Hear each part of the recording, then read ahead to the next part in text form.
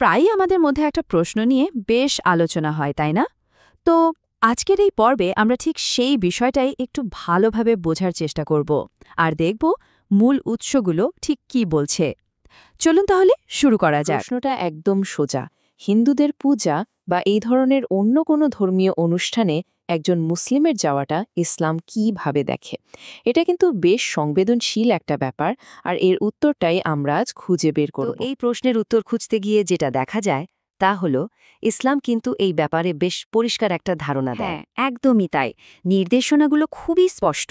তাহলে আসুন আমরা ধাপে ধাপে দেখি ঠিক কি বলা হয়েছে এবং কেন বলা হয়েছে। আচ্ছা, এই পুরো বিষয়টা বুঝতে হলে আমাদের প্রথমে ইসলামের একটা মৌলিক ধারণা সম্পর্কে জানতে হবে, আর সেটা হলো শির্ক।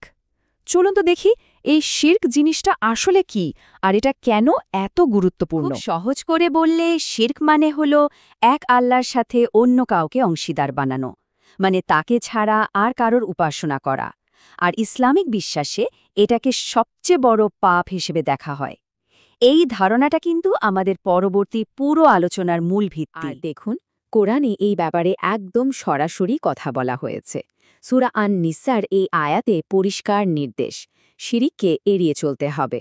মানে এটা এমন একটা মূলনীতি যা পুরো আলোচনার গতিপথ ঠিক করে দেয়। এখন প্রশ্ন আসতে পারে যে শুধু উপস্থিত থাকাকে কেন এভাবে দেখা হচ্ছে।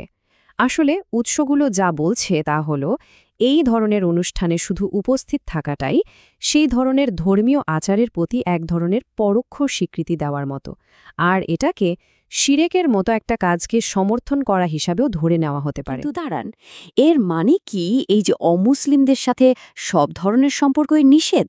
না, একদমই না। এবার আসুন দেখি সামাজিক সম্পর্কের ব্যাপারে ইসলাম কি দারুণ একটা ভারসাম্যপূর্ণ কথা বলছে। এখানে দেখুন কোরআনের আরেকটি আয়াত, যেটা পুরো চিত্রটাকেই পরিষ্কার করে দেয়। এখানে বলা হচ্ছে যারা ধর্ম নিয়ে কোনো সংঘাতে যায় না তাদের সাথে ভালো ব্যবহার আর ন্যায় বিচার করতে কোনোই নিষেধ নেই। এটা সামাজিক সম্প্রীতির জন্য কিন্তু অনেক বড় একটা বার্তা। তাহলে ঠিক কোন কোন সামাজিক আচরণ অনুমোদিত?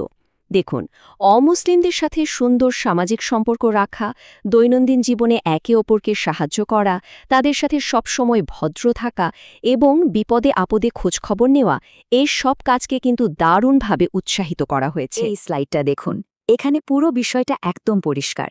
একদিকে আছে ধর্মীয় আচার অনুষ্ঠান, যেমন পূজা বা উপাসনায় অংশ নেওয়া, যা নিষিদ্ধ। আর অন্যদিকে আছে সামাজিক সৌজন্যবোধ, যেমন ভালো ব্যবহার বা বিপদে সাহায্য করা, যা পুরোপুরি অনুমোদিত। এই পার্থক্যটা ধরতে পারাটাই কিন্তু আসল কথা। চলুন এবার তাহলে আমরা শেষ পর্যায়ে চলে এসেছি। একটা বাস্তব উদাহরণ দিয়ে পুরো পার্থক্যটা আরেকবার ঝালিয়ে নেওয়া যাক, কেমন? ধরুন আপনার একজন হিন্দু প্রতিবেশী আপনাকে খাওয়ার দাওয়াত দিলেন। এখন খাবারটা যদি হালাল হয় তাহলে সেই দাওয়াতে যাওয়াটা কিন্তু একটা সামাজিকতার অংশ।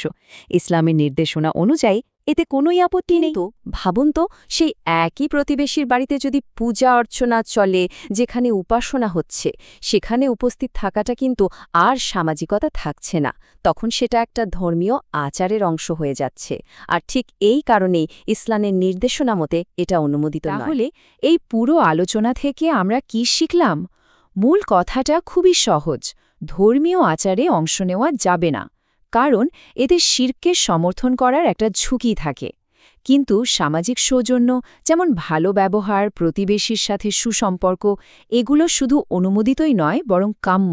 এই দুয়ের মধ্যকার সীমারেখাটা স্পষ্ট রাখাই হল মূল নির্দেশনা। সবশেষে এই পুরো বিশ্লেষণটা কিন্তু আমাদের একটা আরও বড় প্রশ্নের সামনে এনে দাঁড় করায়, আর সেটা হলো কিভাবে আমরা নিজ নিজ ধর্মীয় পরিচয় বা স্বাতন্ত্র্য বজায় রেখেও একটা সমাজে একে অপরের সাথে সম্প্রীতি আর শ্রদ্ধা নিয়ে মিলেমিশে থাকতে পারি।